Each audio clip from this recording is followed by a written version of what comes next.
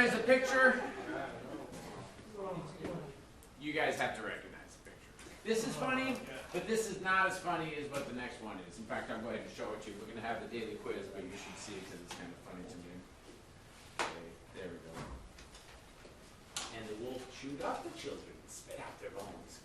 Don't they're foreign children, so it didn't really matter. This is not funny, it's offensive. Oh, it's totally funny. Why? What's the argument? Who is this? You're right. Totally Dr. Seuss. 1940s. I don't know that. Yeah, it does. It actually said Dr. Seuss. 1940s. What's he arguing? America matters the most.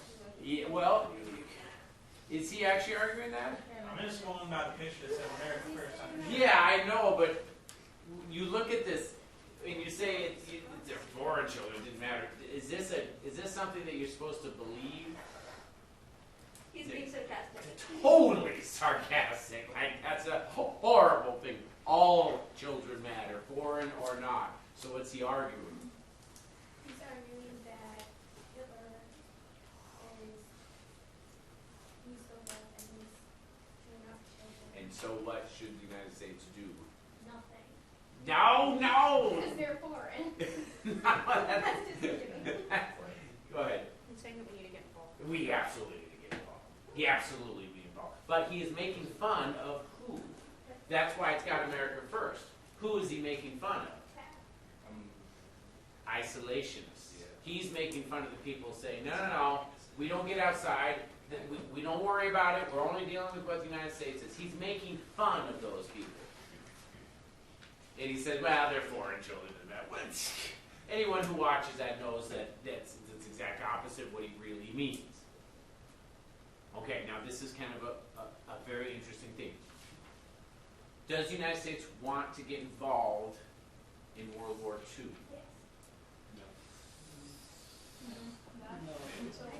Yes, the president certainly does, but what about the people? People don't, and this is really a big deal. This is understanding isolationism, and I'm going to tell you, it's a complex, my very first book was on isolationism, and it's a complex argument. Your textbooks, I'll just be flat honest, mostly get it wrong. And it's not because they're stupid, they're very smart, and all the people are very smart, but as with all of these cases, the textbooks have a small amount of space, and the concept is big. And they just don't have enough time to kind of explain the subtleties. I get to explain subtleties to you, right? And you can handle this. Prior to World War I, the United States had isolationism as a policy. What is the difference between isolationism as a policy and isolationism as a social movement?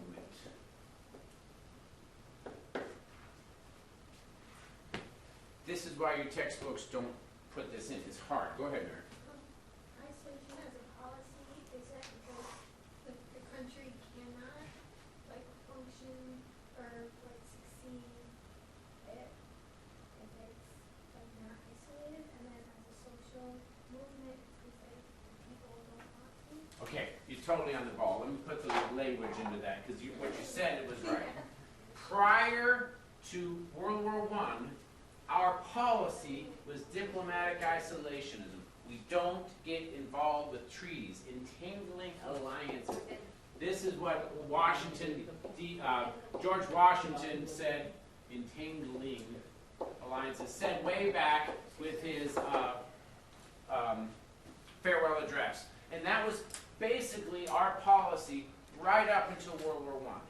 No entangling alliances. So we didn't have treaties with France or England or any of these guys. We had some treaties that defined the borders way back, late 1700s, early 1800s, but there's no treaties in terms of military. No entangling alliances. We were never economic isolationists. We tried that for a little bit in 1808, 1809, and it was an utter failure. So we loved trading with everybody. And we were never cultural isolationists. We didn't prevent people from coming into the United States or leaving the United States. But in terms of diplomacy, we followed a policy of isolationism.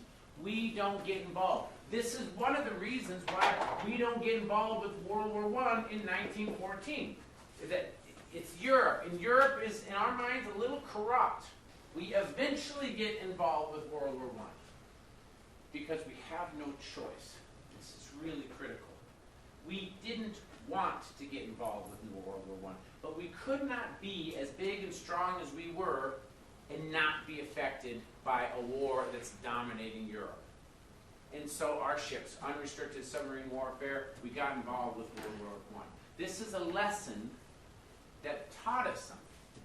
If we can't get involved with World War I, is it possible for us to be completely immune to World War II?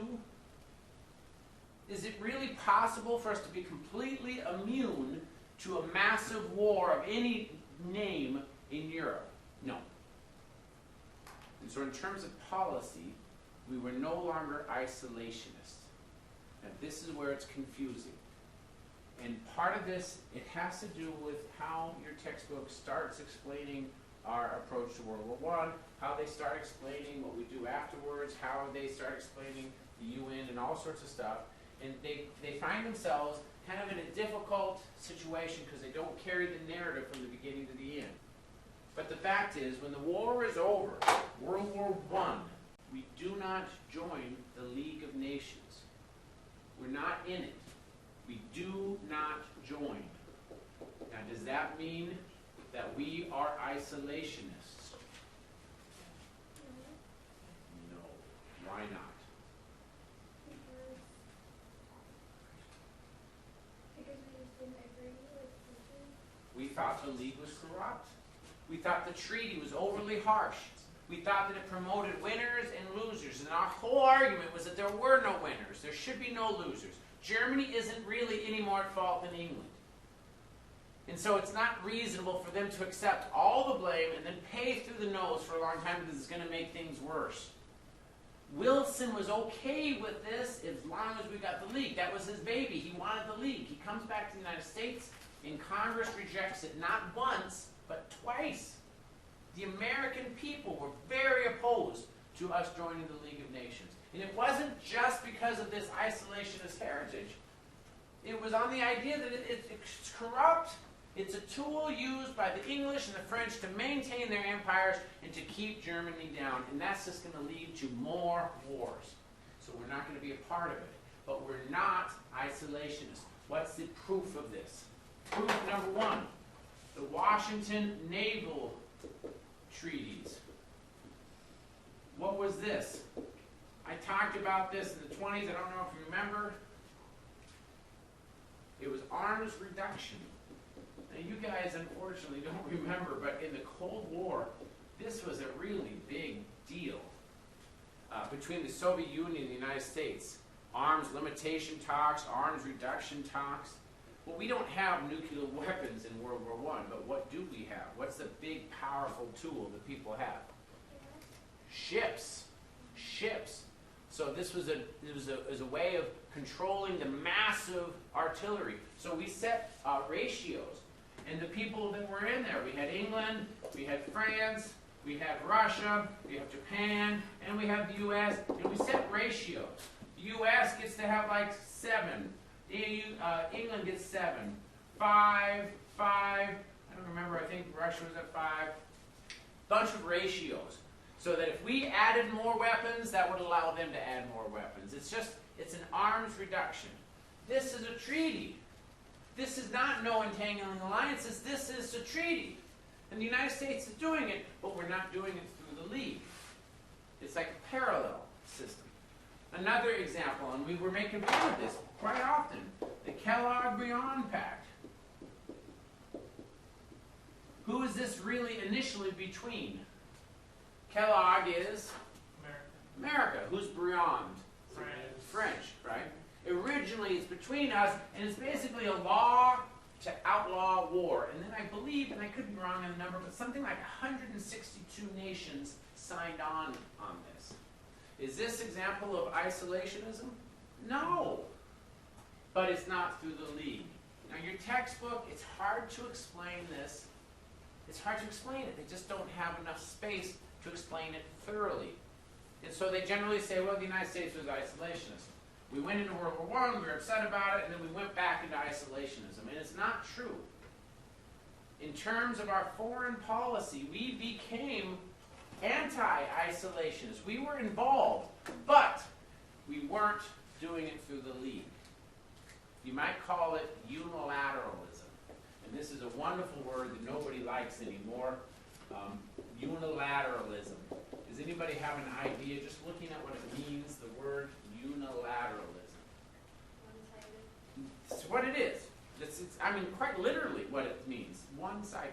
The United States will enter in with whatever agreement that we think is most useful for our country's interests. We're not going to get into the League of Nations because we think it's corrupt.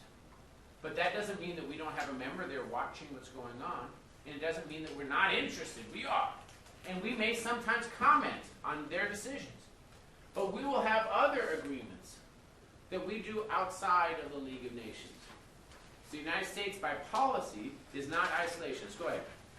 Question, how big of a role did Article 10 play in our staying out of the League?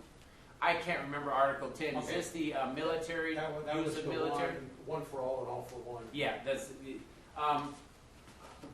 we were torn on that a little bit because the United States didn't want to have military access. That was the whole point of the Calabrian. On the other hand, there's a lot of really reasonable people that said if you have no military, then you don't really have a league.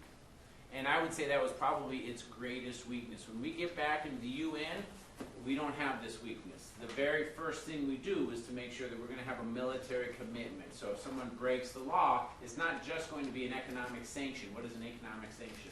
It's like we boycott them. We don't let them trade with us.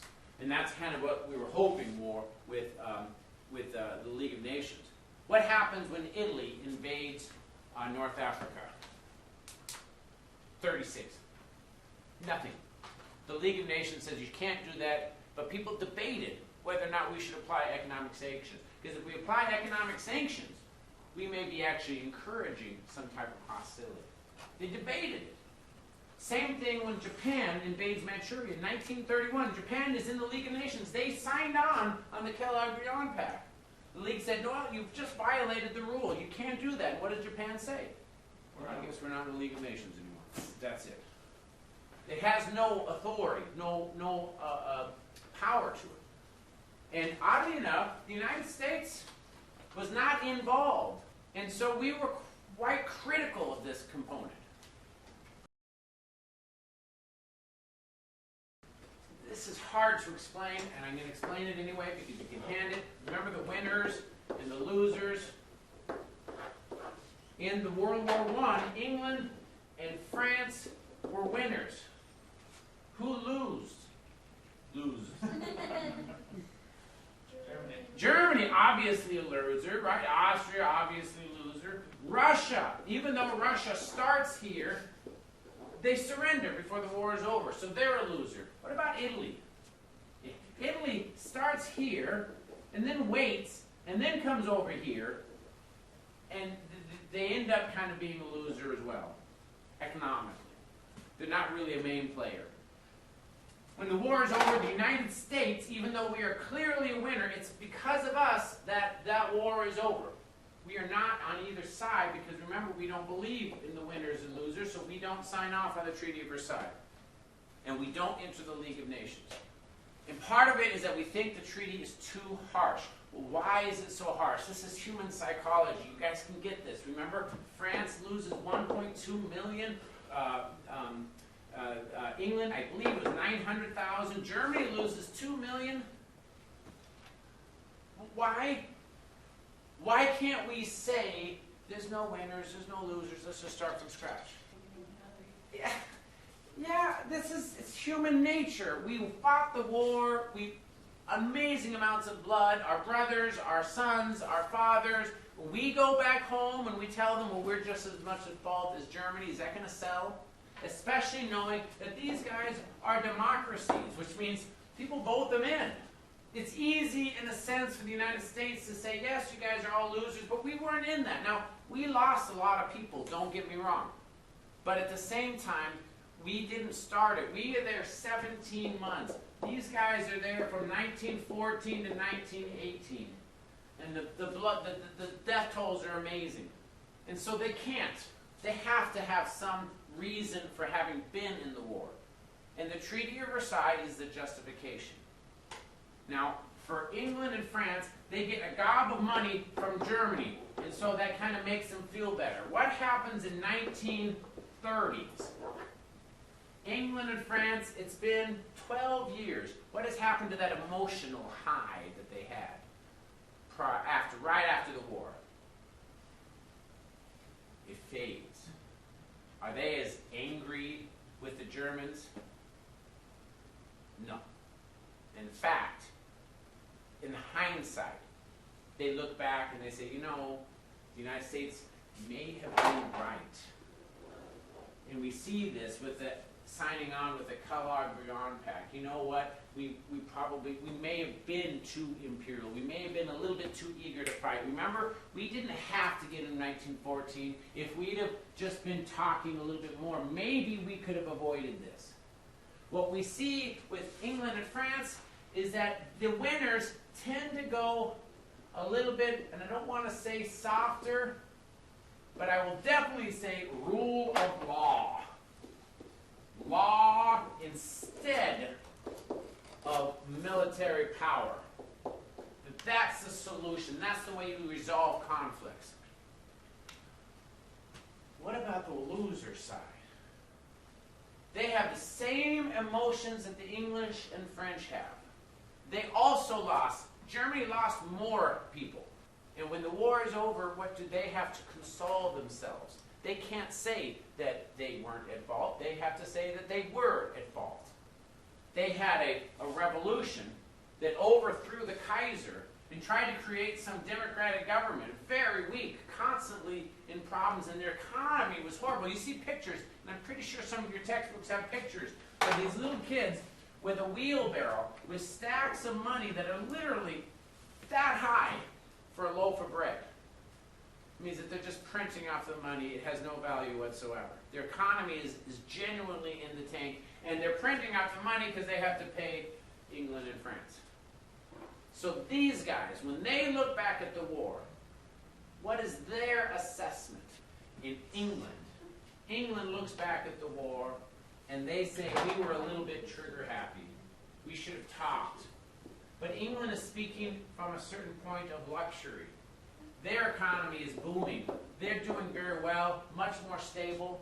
After 10 years, the emotions have subsided, and they can reassess their decision making and say, we should have been more prone to legal disputes, diplomatic actions, and less prone to military.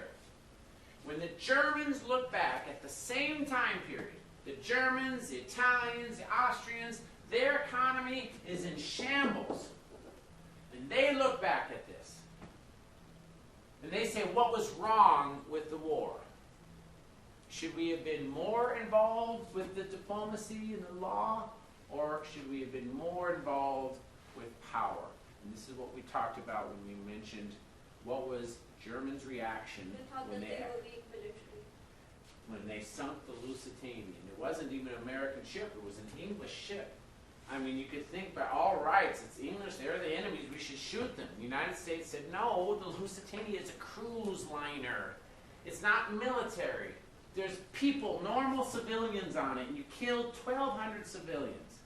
If you thought that it was carrying contraband, you should have popped up, you should have inspected it. If you found missiles or any contraband, you should have let everybody off because they're not soldiers, they're civilians. Let them off, put them on lifeboats, then scuttle the ship. But you didn't. You saw the ship, blew it out of the water. Not only did you kill 1,200 civilians, but you also killed a couple hundred Americans. The United States was livid because you're not respecting the rights of neutrals. That's what got us into the war, was the rights of neutrals. And we told Germany, if you do that, we're going to look at this as an act of war. And what was Germany's reaction? Okay, we won't do it. This is so hard for us to understand because today when we think of Germany, we think Hitler. But that's a different war. If you ever have an opportunity, there's a 1927 movie, could be 25, I can't remember, called Wings. It's a fantastic movie. Wings. It's a silent movie. The people who are in this movie, one of them was actually an ace fighter in World War I. The other actor had to learn how to fly in order to be in this movie. Never did it before. And this is amazing scenes. They're actually showing the fighters, and it's a silent movie, but it's really, really good. And they always refer to, this is 25, this is way before Hitler. They were talking about the fighters as being knights of the air. Knights, as in, a knight of the air. They had great respect for the German fighters, and the Germans had respect for the Americans and for the British. It was like you're a different group of people. When we think of Hitler and the Nazi regime, that does not come to mind. We think death camps, we think atrocities, we think there is no such thing as law there. And to some extent, it's an accurate assessment of Nazis. And why? Because when these guys look back at the war, they think that the reason why they lost is that they pandered to these laws. We mentioned this last class. For Germany, I know in your brain you think Germany is just Hitler was just a bigot. He was a homophobe. He was prejudiced. It's not the Nazi ideology. It's not about bigotry. In our brain, we think somebody who's racist is some guy who's uneducated living off the hills. For the Germans, that's not it. They all thought that they were superior, intellectually superior, that they were free of these rules, like morality. Morality is something that the church created in order to protect the weak. But they shouldn't have. If you don't believe in God, if you don't believe in anything outside of man, then morality doesn't mean anything.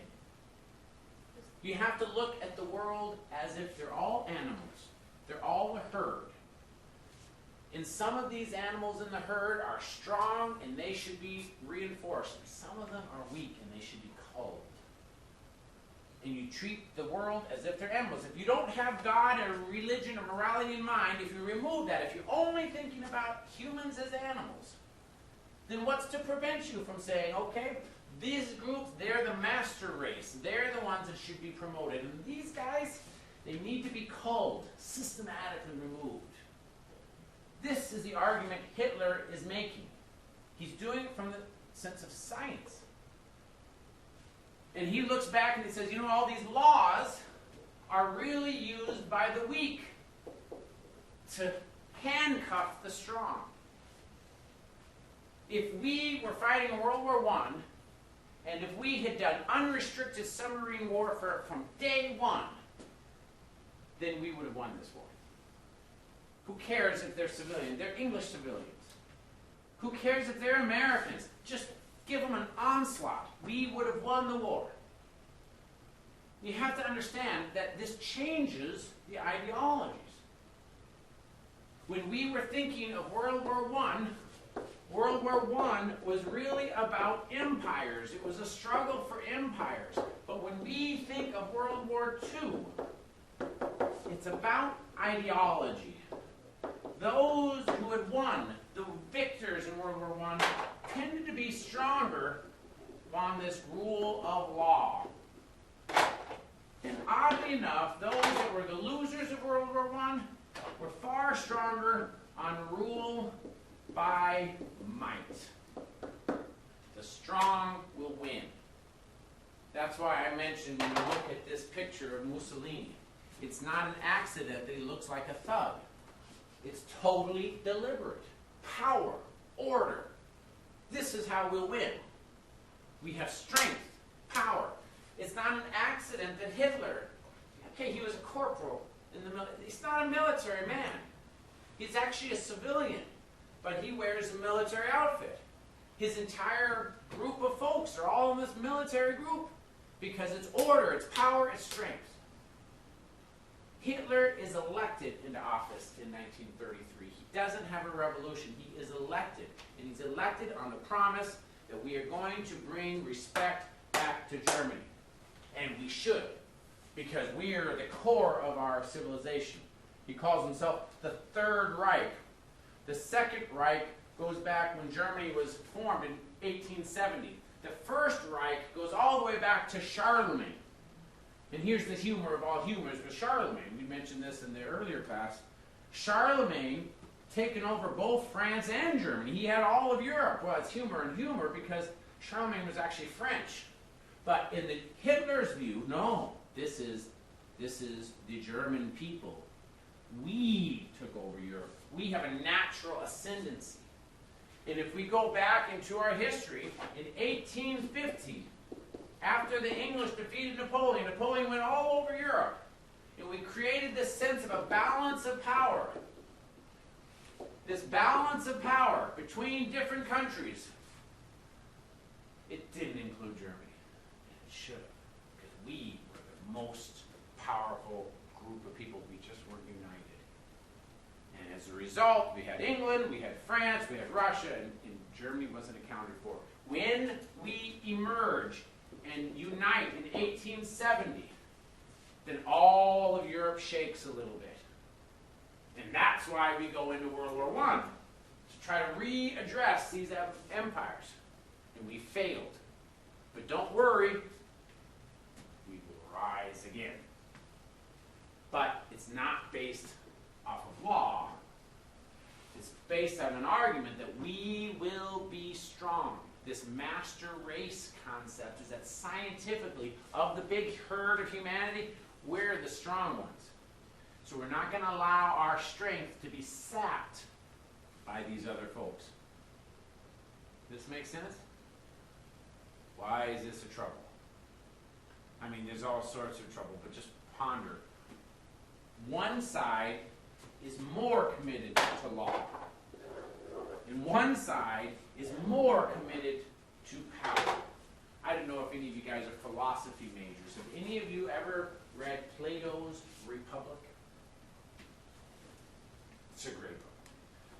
350 BC, 380 BC, a long time ago. And he starts off this book with, and I don't know if you've ever read Plato. Plato sounds like it's a really hard thing to read. It's really, really easy. It's like reading a novel because he writes using characters. So a bunch of people, Plato's Republic, it's called the Republic, Plato, P-L-A-T-O, Plato's Republic. He starts with a group of people and they're going out to a party and they're just talking about things. And a guy named Thrasymachus, he's this guy who's all about power and might makes right.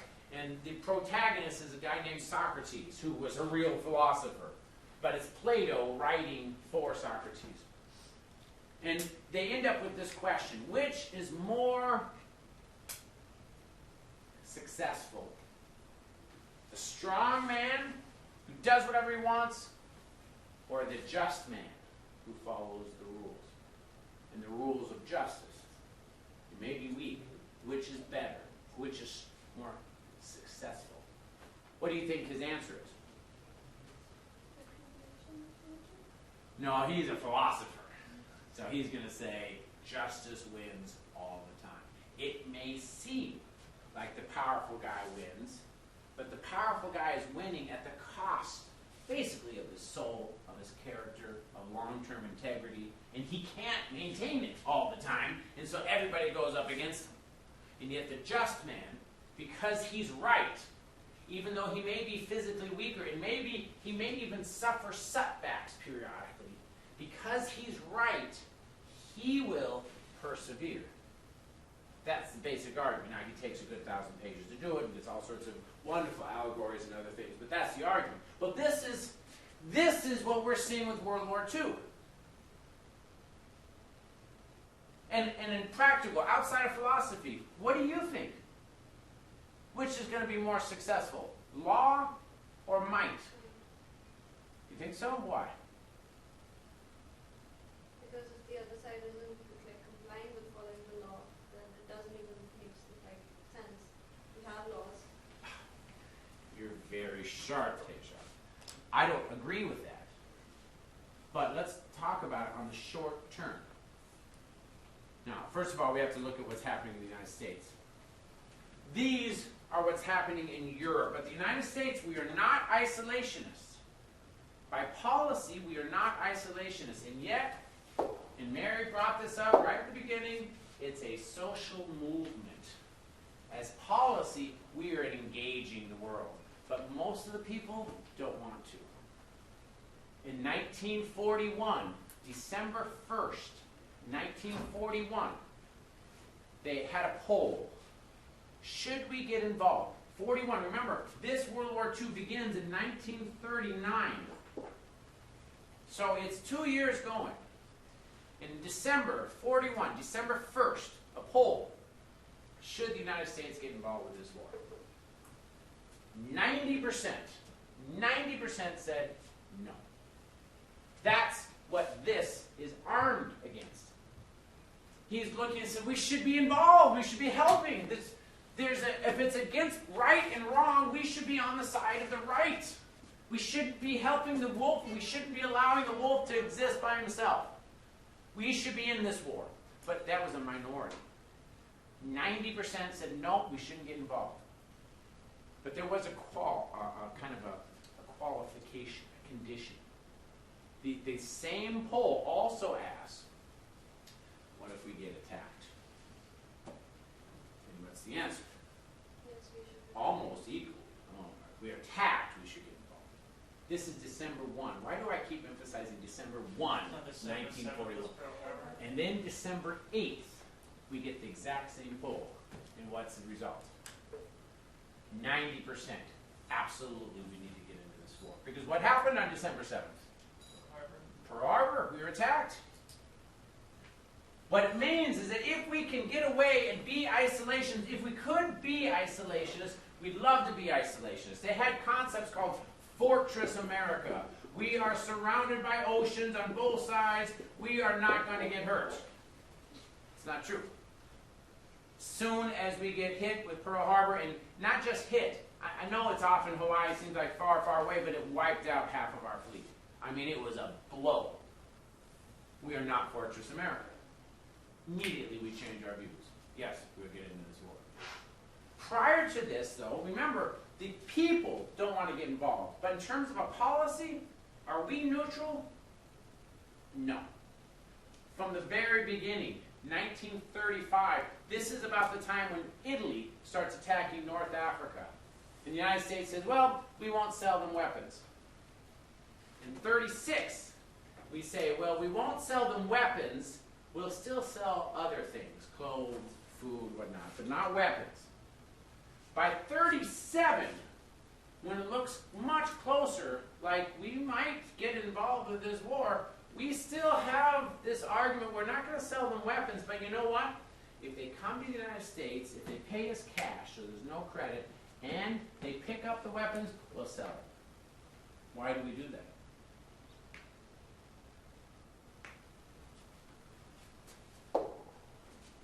Because this isn't equal.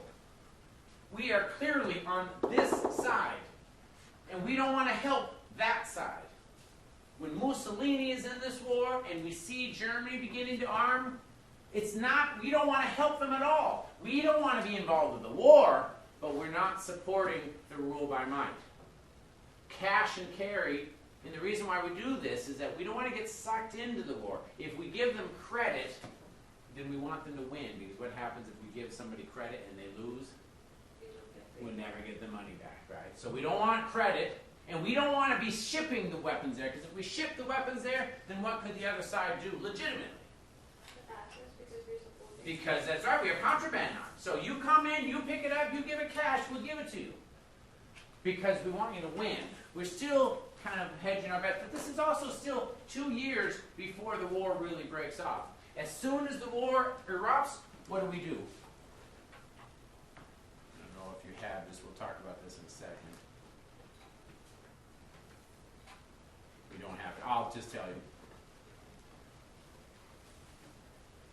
Lend-lease. What does that mean? Cash and carry meant that you had to come here, pick up the weapons, and take it away and give us cash. What is lend-lease? And this is as soon as the war gets in. We will lend you whatever you want. We will lease you whatever you want. We will provide whatever materials you want. Do we do this to both sides? No. We do it to this side.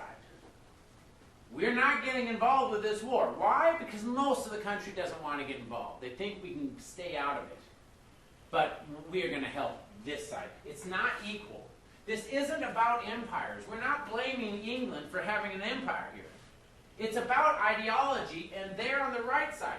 Who are the people? What are the belligerents? We have England, right? We have France. We have Belgium. What's on this side?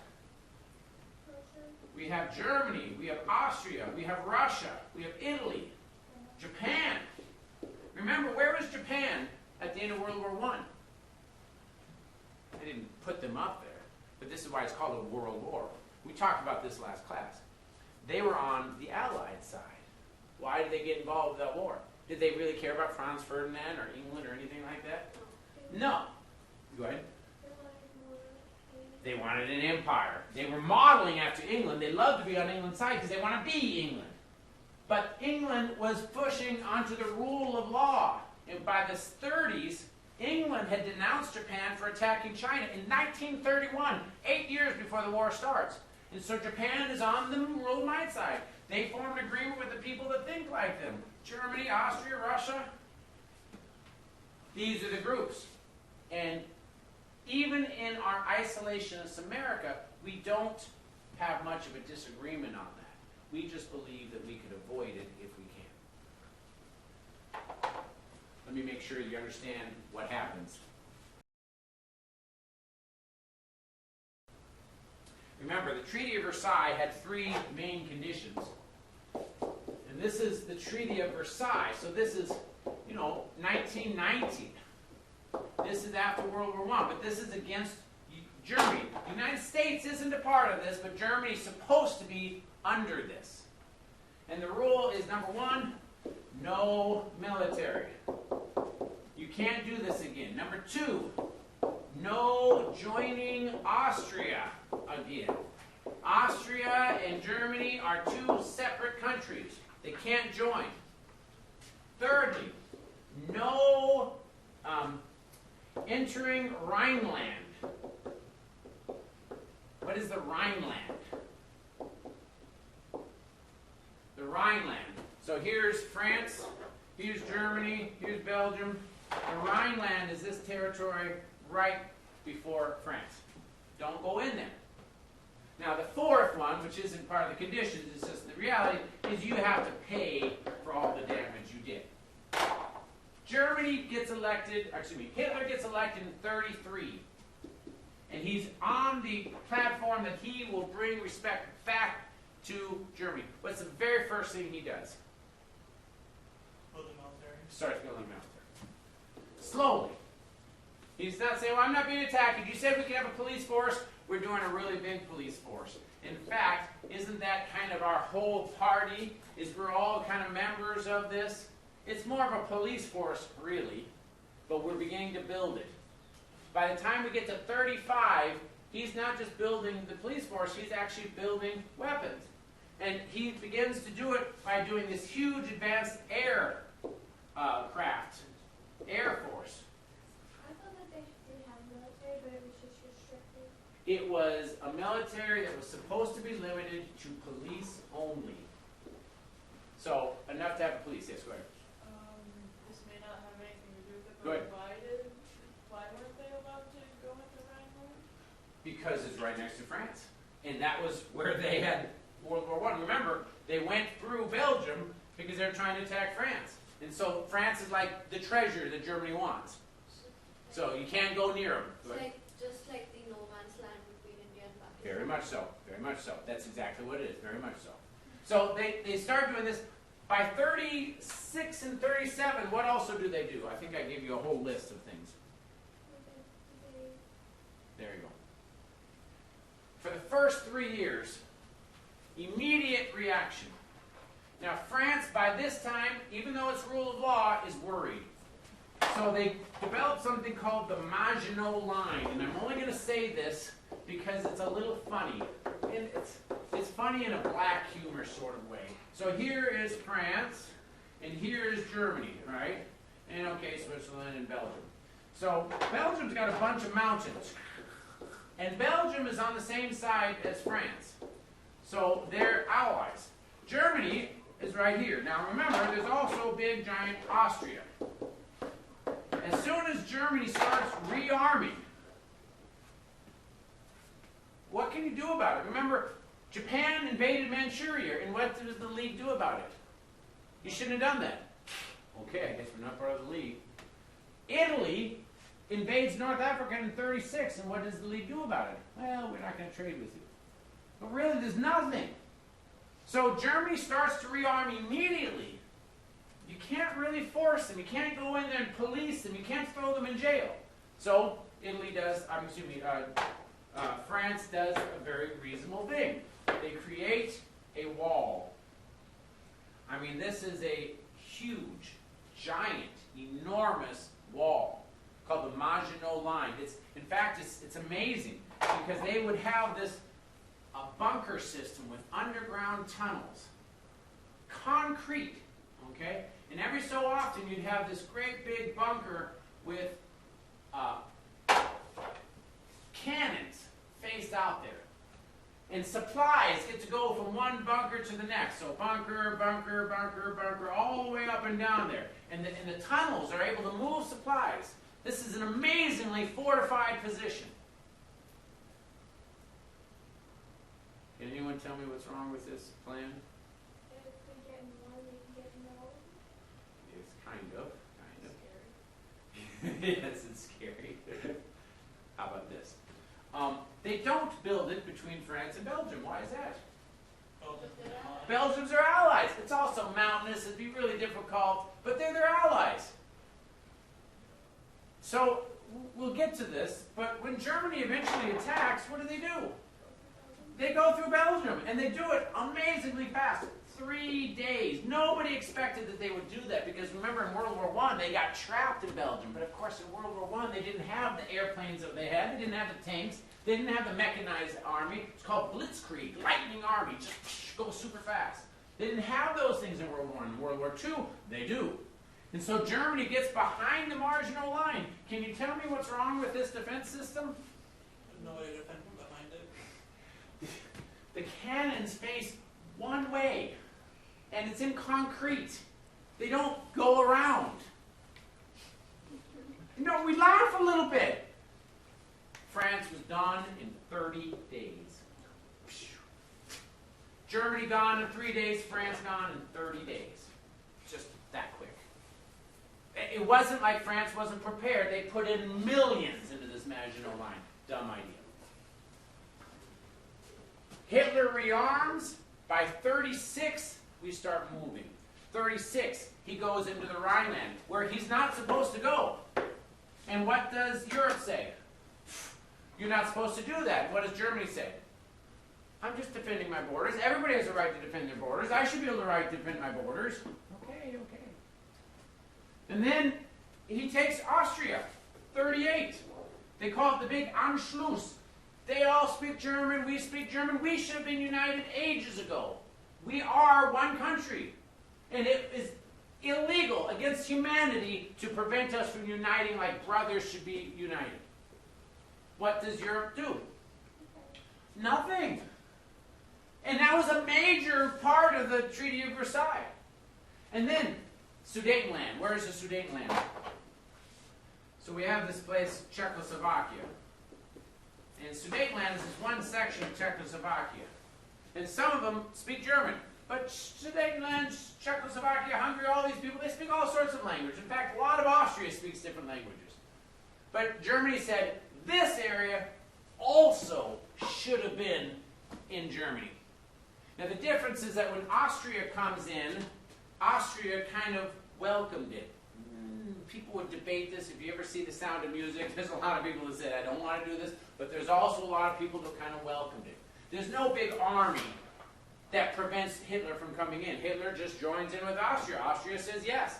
With Czechoslovakia, Sudetenland, the Sudetenland is one section of Czechoslovakia. The Czechs are saying no, no, no. And Sudetenland, no, no, no. We don't want this. We don't want this. Hitler comes in and says it's only fair. They all speak German. They should be part of the German master race. England and France and everybody gets out of arms and say, if you do this, this is maybe too far. Maybe you shouldn't do this. Hitler goes and talks with them, and they make an agreement. And they say, okay, you can have that, but no more. And Hitler decides, he signs a paper, yep, no more. And what? 2 weeks later, he takes the rest of Czechoslovakia. Yeah, they all want to join. They didn't want their brothers to be lost. What does Europe do about it? Nothing. Because if you go back here, the rule of law and the rule by might. What advantage does the rule by might have? You aren't following laws. You don't have to follow any laws. The rule of law means that if you make an agreement, you're going to follow it. Hitler loves the idea that we can make an agreement. Yep, we won't attack you if you promise not to take over Czechoslovakia. I'll sign that right away. Because what is he hearing? Nothing. We're not going to attack you, right? The if, totally irrelevant to him. You're not going to attack me now? Good. I'm signing it. You guys walk away. 2 weeks later, I'll take over the rest. I'll sign another agreement, by the way, if you want me to. I'm being a little bit flippant here, but not that much. This used to be called appeasement. Appeasement is that we look at this, and to some extent, you have to understand this. The rule of law side, especially England, France, Belgium, they're feeling a little guilty. And Hitler's got that working for him. The Treaty of Versailles was unjust. You shouldn't have had these rules. So we're just in breaking them. Guilty about what? Do what? What are they guilty about? Well, they feel guilty about imposing it. Remember, the United States didn't go along with it. The United States saw it was also too harsh. Well, 15 years later, the English and the French are thinking, well, maybe it was. Well, more of the English and the French. Maybe it was too harsh. Maybe we go ahead and let Hitler do this. After all, they have a right to be a country. That's appeasement. And Hitler is saying, yeah, go ahead and feel really, really guilty about it. What would have happened if they had a war in 1933 as soon as Hitler started rearming? How long would that war have lasted? Not very long. What happened if they had a war in 36 when he tries to take over Austria? It would have been longer, but would it have been as long? No, because it wouldn't have been as big. But you keep pushing. All Hitler needs is time. And he's willing to do anything in order to get the time. And so he takes over Czechoslovakia in 1939, and then he does the big one. Where's our map? Here's Germany, here's Poland. Now I got to give you another map. France, Belgium, Germany, Austria, Italy, Spain, Poland, Russia, Ottoman. Russia, Germany, Poland. Now remember, ideologically, where is Stalin in relation to Germany? Totally opposite sides of the fence. He's a communist, these guys are fascists. But as we also mentioned, on paper, it's on opposite sides, but in actual practice, what's the difference for the people living in those countries? Yeah, okay, a little bit of it. No, they're the same. They're both dictators. And so in 1939, Hitler makes an agreement with Stalin. He has a bunch of parts to it. It's the Berlin Soviet Pact. 3 parts are very public.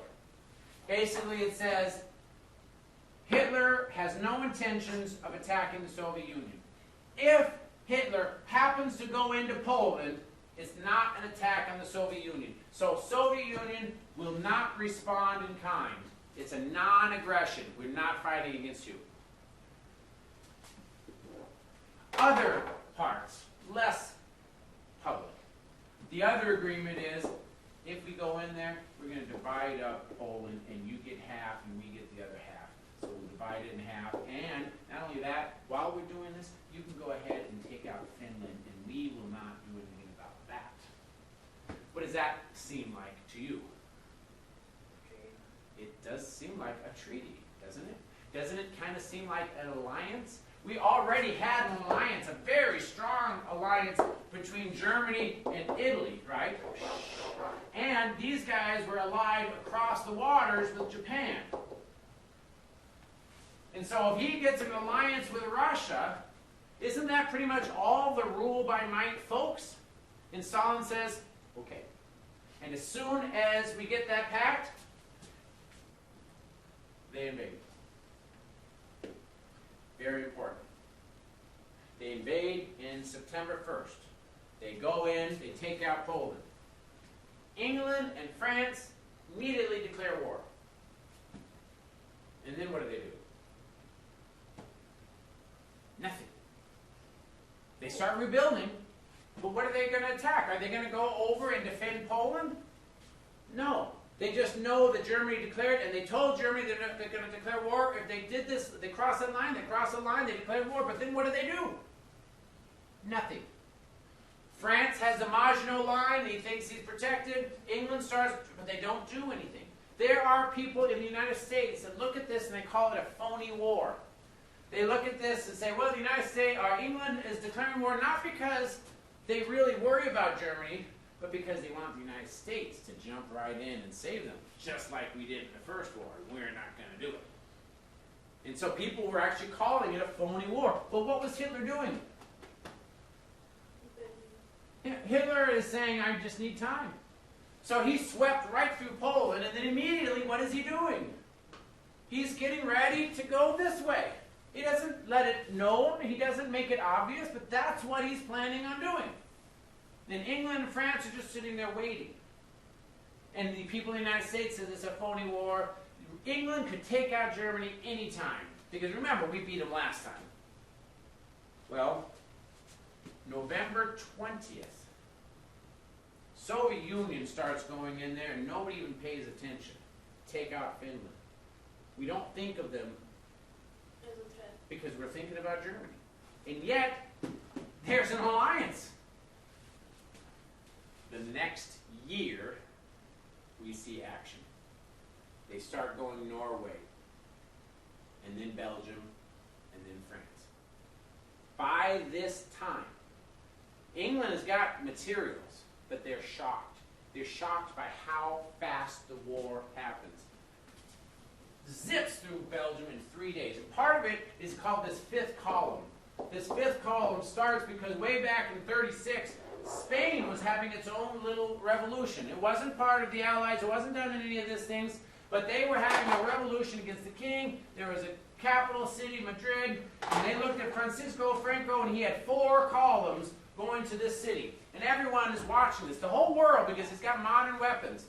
4 columns, he says, he's never going to be able to take Madrid. It's far too well defended.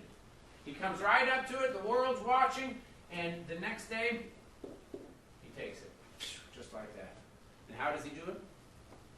There was a 5th column inside the city that tore down all the defenses. And boom, he wins. This shocked the world. Well, Hitler's not stupid. He did the exact same thing in Belgium. Belgium, he starts putting people into Belgium in place. They look like Belgians. They look like the noble people. And Germany is getting all of his forces amassed, and people say, no, they can't go through Belgium. Remember last time in World War I, that's where they got stuck. That's where the trench warfare was. That's what ended them. But Hitler just has a 5th column already in Belgium. And so as soon as he declares war, these guys come up, they take down all the defenses, and he sweeps through in 3 days. Everybody's shocked, especially France. They are lost in 30 days. France has to leave the country. Their government goes to England, and you have a government in exile, and all of France is now part of Germany.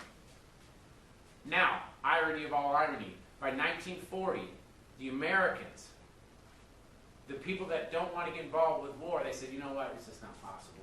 Germany's way too powerful. Nobody could defeat them. Just let it go. Go ahead and give them Europe. Who cares? It doesn't matter to us. And that's what that America First cartoon was about. That's what Dr. Seuss is saying. Who cares? It doesn't matter to us. It's all about it. And we'll just say, we're Fortress America. We'll never be touched. Well, as soon as Germany looks at this, the world actually was almost agreement with this fear, because Germany basically has everything. And they start attacking England and lobbing bombs. They do bomb raids. And England is very near worrying about being defeated, because those raids are just plowing through London. In hindsight, England referred to this as England's finest hour, because they are absolutely being bombarded. And they're that close to wondering if they have to give up. And pause for a second. What would happen if England fell? How would anybody be able to get back into Europe? Where do you stage the assault? From the water? It's a big deal. Fortunately, England doesn't fail, but everybody thinks it's going to. In fact, Hitler thinks it's going to. And as he's bombarding this and it looks like England's going to fall, there's no honor among thieves. What does Hitler do? Invades Russia. And this, you have to understand, is proof, even further proof, that Russia genuinely thought of Hitler as an ally. Russia had no defenses because they thought they were friends. Hitler and Stalin, even though they made fun of each other in rhetoric, he had no defenses with Hitler. Hitler came in, and he came within 10 miles of taking Moscow. Just poured through. But as is the case always with Russia, their terrain, their weather, it's always against them. If Germany goes within 10 miles of Moscow, what do they have to do? They've got to get more supplies, they've got to get more fuel, they've got to get more weapons, they've got to get everything. And so they stop 10 miles outside of Moscow. And as soon as they stop, it's like a chess game. You make your move, what does that give the other guy? His move. And Soviet Union was able to start up. To tell the story quickly, the Soviet Union ends up losing 20 million people. 20 million people in the Eastern Front. By far, the one with the highest number of deaths. 20 million. There are 20,000 towns in Russia that are flat disappeared. That's just because of Hitler's invasion. Because of Hitler's invasion. Well, for the next 4 years, 4.5 years, what is the Soviet Union going to try to do? Push them back. So this is where the Soviet Union fights. Right here. The Eastern Front. Germany has a Western Front, but it's over the water. So they're just lobbing missiles. Who's not in the game yet? The United States. Hitler thinks he's got a good victory. In fact, a lot of people think it's possible. Then what happens? Why does Japan bomb Pearl Harbor? There's a certain line in the world, right? If you cross this line, there's going to be a reaction. You never know where that line is. And oddly enough, for Hitler, he was able to cross all sorts of lines before anybody did anything. Once he invades Poland, that happens to be the line. Well, where is it for the United States? In the Pacific. Japan wants to get all sorts of these supply depots. He wants materials. And they know that there's a couple of lines that they're going to cross. And if they cross that, the United States is going to react. And so knowing that, we're being strategic. If you know the guy's going to take your night, what do? You try to do all these defenses beforehand. So Japan says, okay, that's where all of America's Navy is, and it was a horrible location. It was half of it right there in Pearl Harbor. We just go in, we wipe them all out. That way, when we start advancing, they can't do anything about it. And they did. And they did. But the United States didn't only have those weapons. We had an entire industry base. And immediately we started making better. And in fact, the weapons, the ships that we built are better than the ships that were destroyed. But we can't do it immediately. And the Pacific Front is a very long, hard-fought war because we have to get supplied, and then we have to go from island to island to island. So Japan is thinking strategically. If we can knock them out immediately, that means they're going to be in the war. Who are they going to fight first? Germany or Japan? Germany? Next day, Germany declares war on the United States. The United States recognizes a state of war against both sides. We're in World War II. When do we get involved? Got about 3 minutes. Let me give you a basic storyline. There are 5 fronts. The Pacific versus Japan, this area, front number 1. North Atlantic in the water versus Germany, up here. Then there's the North Africa versus Germany, right here. Remember, Italy had already taken North Africa, and Germany was sweeping down. And then we have European air versus German air. And then we have European land versus Germany. 5. This is a global war. 5 different spots. What do you think the very first thing we should do?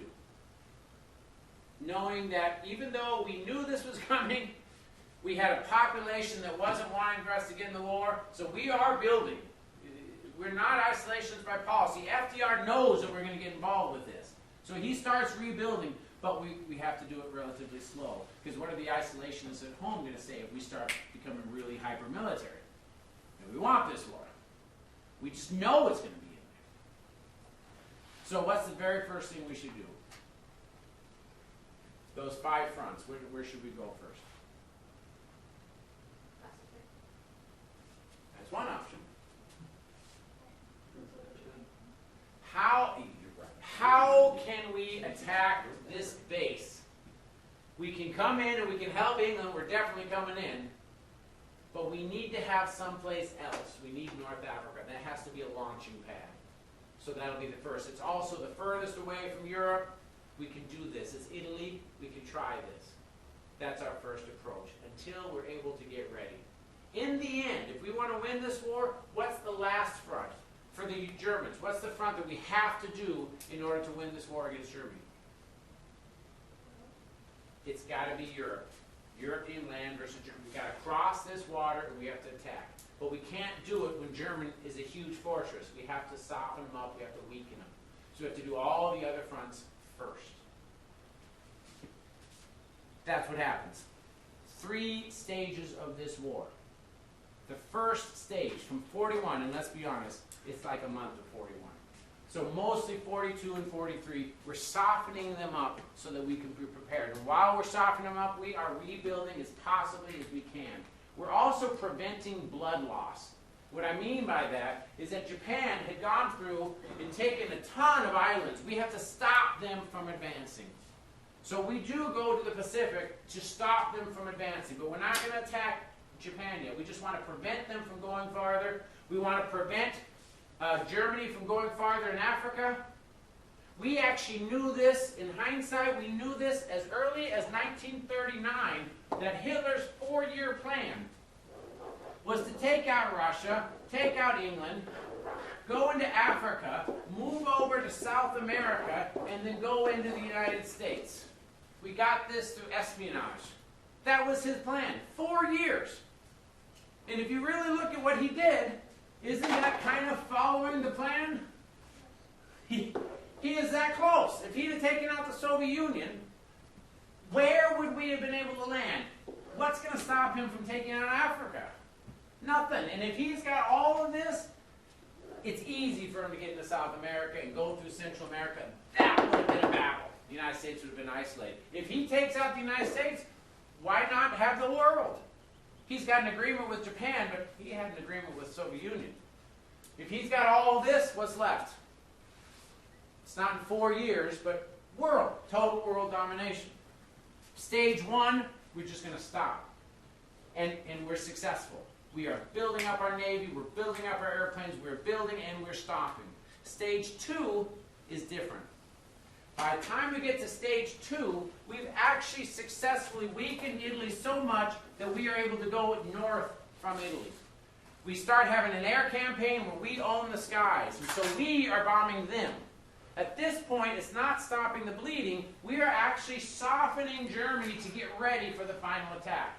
This lasts for about a year, and it is huge. I cannot tell you how much the bombing is. We know about Nagasaki and Hiroshima with the atomic bombs. Dresden, a little country, a little town in Germany, had more destruction than either Nagasaki and Hiroshima. You didn't have radioactive, but they just absolutely rained bombs on us. And they did it throughout Europe. And by the time you get done, 44 to 45, that's when we finally have the attack. Unfortunately, we're missing a big part of this story. We'll have to give it to you after in the next unit. But the big part of this story is this. When we started this war, we had this thing called the Atlantic Charter. And this is even before the United States gets involved. The United States and England have an agreement, and they set the agenda for the war, the objectives, why we are fighting. France wasn't there physically, but they had an agreement because they were in exile. The Soviet Union had only that month been attacked, but they were certainly not part of the Atlantic Charter. The next month, the Soviet Union joins the United States and England. Does the Soviet Union have the same objectives as the United States and England and France? Prior to June of 1940, which side was the Soviet Union on? On Germany, and Austria, and Japan. They were rule of might. The only reason why they joined the Americans and the English is that the Americans say, if you fight, we'll give you lend-lease, we'll give you these supplies. But they don't agree with the Americans or the English. What's going to happen when the war is over? In the future of the world, will it follow the rule by law, which is the side that won, or will it follow the rule by might? And do you think there may be some conflict among the victors? And do you think there may be some reason why we had a Cold War that lasted for almost 50 years? Yes. Yes. We'll talk about that in the next